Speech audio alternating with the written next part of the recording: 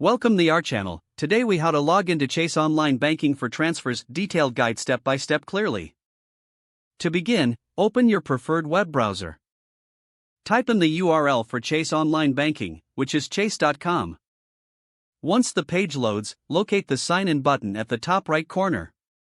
Click on the sign in button. You will be directed to a new login page. Enter your username in the designated field. Next, enter your password in the password field. If you prefer to save your username for future visits, check the box that says Remember my username. After filling in your credentials, click the Sign In button to proceed. Once you are logged in, look for the Accounts tab on the navigation menu. Click on the Accounts tab to view your account details. To initiate a transfer, locate the Transfer option, usually found in the menu or dashboard. Select Transfer Money to begin the transfer process. Choose the account you want to transfer money from. Select the account you wish to transfer money to. Enter the amount you wish to transfer. You can also choose a transfer date if you wish to schedule it for a later date. Once you have filled in all the required information, review the details to ensure everything is correct. If you are satisfied with the information, click on the Continue button.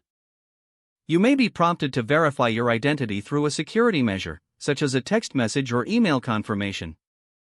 Follow the on-screen instructions to complete the verification process. After successful verification, confirm your transfer details one final time. Click the Submit button to finalize your transfer. You should see a confirmation message indicating that your transfer has been successfully initiated. If you need to track your transfer, you can return to the Accounts page for updates. Always log out of your account when you have finished your online banking session. If the page does not load, refresh the browser or try again in a private or incognito window. Make sure you are using the correct email address, then retype it carefully to avoid small typos. If your password is not accepted, use the Reset option and create a new strong password you can remember.